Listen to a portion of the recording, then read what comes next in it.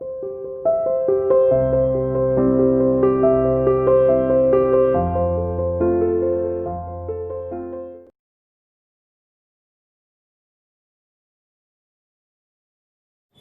Students, welcome to CR international school online classes.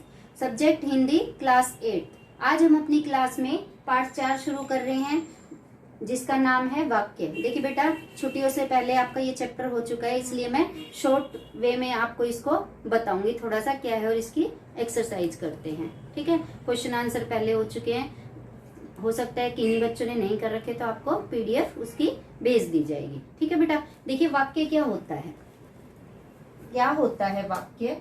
वाक्य आपको मैंने पहले बताया था कि जब शब्द मिल जाते हैं तो वाक्य बनते हैं। देखिए पहले क्या होता है हमारे पास वर्ण, वर्ण से क्या बनते हैं? शब्द, और शब्द से क्या बनते हैं? वाक्य। ऐसे ही बताया था कि वर्णों का जब समूह होता है तो शब्द बनते हैं, शब्दों का जब समूह होता है तो क्या बनते हैं? वाक्य बनते हैं। ठीक है, वर्णों के समूह को शब्द और शब्दों के समूह को वाक्य। लेकिन बेटा जब वर्णों का समूह क्या होगा?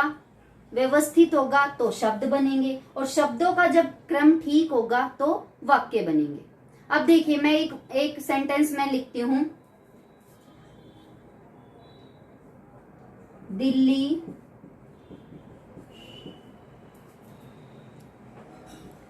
जाएगा वह। ठीक है, वह दिल्ली जाएगा।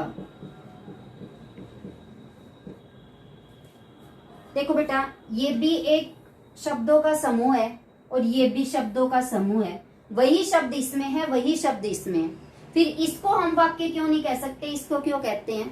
क्योंकि इसका एक अभिप्राय है, इसका एक अर्थ है तो वो भी शब्दों का समूह, वो भी, लेकिन जिसका अर्थ स्पष्ट हो वही वाक्य कहलाता है। तो इसकी डेफिनेशन क्या होगी वाक्य की? कि शब्दों का वह समूह जिससे उसका अभिप्राय स्पष्ट हो, वाक्य कहलाता है। ठीक है बेटा, अब ये क्या था? ये तो आपको पता चल गया वाक्य। वाक्यों के द्वारा ही हम जो है अपनी बातों को दूसरों तक पहुंचाते हैं। ठीक है बेटा, तो ये थे आपका, सिर्फ मैंने वाक्य बताया। अब हम वाक्य के भेद पढ़ेंगे। देखिए बेटा, वाक्य के भेद पढ़ने से पहले हम थोड़ा सा पढ़ेंगे वाक्य के अंग। वाक्य के जो हमारा एक वाक्य होता है उसको हम 2 पार्टों में बांटते हैं, तो वो वाक्य के ही अंग हो गए। तो वो वाक्य के अंग जो होते हैं वो कौन कौन से होते हैं? उद्देश्य और विधेय। देखो बेटा, कोई भी एक सेंटेंस होता है, मैं खेलूंगा। ठीक है, ये आपका एक वाक्य है। इस चाहे आपका वाक्य 2 शब्दों का हो, 3 का हो, कितने का भी हो, उस वाक्य के हम 2 पार्ट करते हैं। तो इसके हम 2 पार्ट कर लेते हैं ऐसे। ठीक है, एक ये पार्ट हो गया, एक ये हो गया।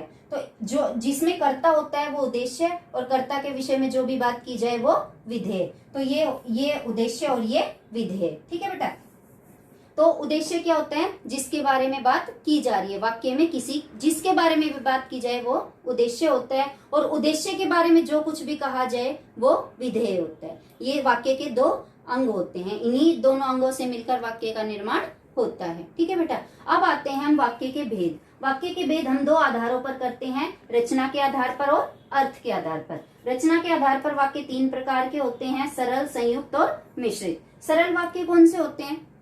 जिनमें एक विधेय होता है। संयुक्त वाक्य क्या होते हैं? जिनमें एक या एक से ज्यादा वो हो, जो समुच्चय बोधक शब्दों द्वारा जुड़े होते हैं। मिश्रित वाक्य कौन से होते हैं?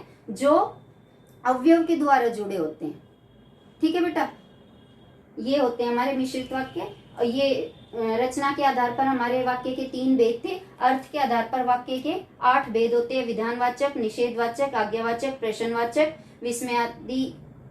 विस्मयवाचक, इच्छावाचक, संदेहवाचक और संकेतवाचक। अब ये क्या क्या होते हैं? देखिए, विधानवाचक जो सरल वाक्य होते हैं उसी तरह ही हमारे विधानवाचक भी होते हैं, जिनमें एक ही उद्देश्य और विधेय होता है। निषेधवाचक, जिसको आप इंग्लिश में नेगेटिव सेंटेंस बोलते हो, जिनमें नहीं या मत आ जाए, वो निषेधवाचक। अगला आता है आज्ञावाचक, जिन वाक्यों में हम किसी को भी आज्ञा देते हैं, यहाँ बैठो, वहां जाओ, इधर आओ, नोटबुक दो, इस तरह के सारे वाक्य जो है आज्ञावाचक, जिन वाक्यों में आज्ञा का बोध हो।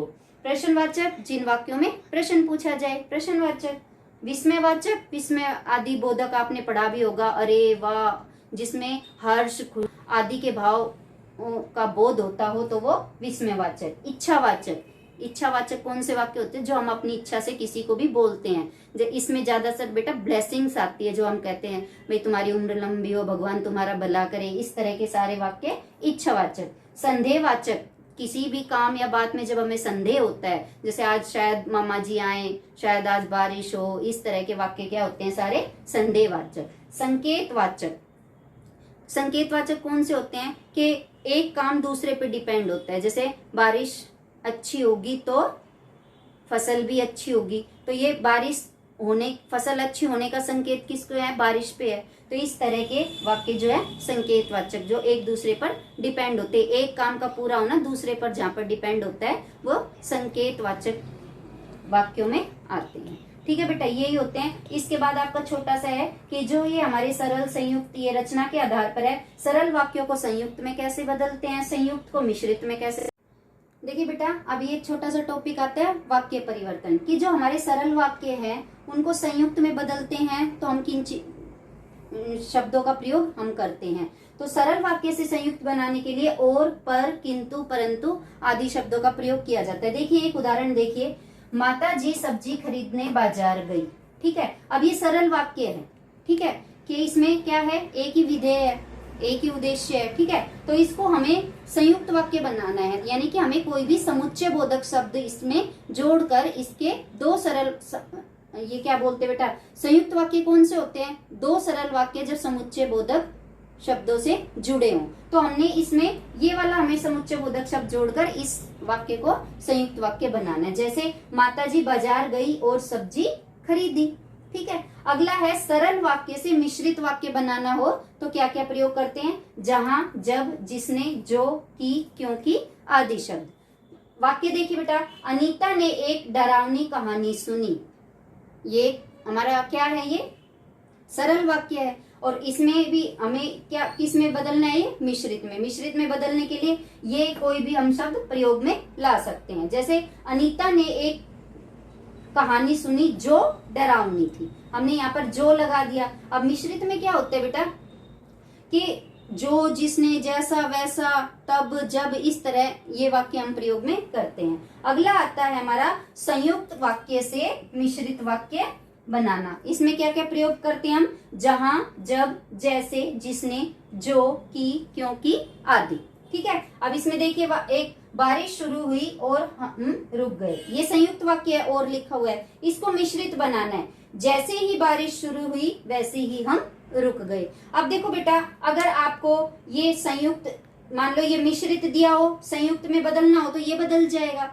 अगर ये संयुक्त दिया हुआ है, ये मिश्रित में बदल दिया। ऐसे ही ये सरल वाक्य है, संयुक्त में बदलना है, संयुक्त दिया हो सरल में बदलना हो तो उसका आंसर ये होता है। इस तरह हम वाक्यों को परिवर्तन करते हैं। ये जो आपके ये दे रखे हैं, ये आपको याद ही करने पड़ेंगे, इन्हीं से आप जो है वाक्य परिवर्तन करने में आपको जो है आसानी रहेगी। ये याद करने पड़ेंगे आपको तीनों, फिर आपको वाक्य बदलने में दिक्कत नहीं आएगी। ठीक है बेटा, ये मैंने आपको चैप्टर समझाया है, इसलिए समझाया है बेटा क्योंकि आपने ये छुट्टियों से पहले किया था तो शायद भूल गए होंगे, और कल मैं इसकी आपको एक्सरसाइज करवाऊंगी। ठीक है बेटा, तब तक के लिए bye, have a nice day.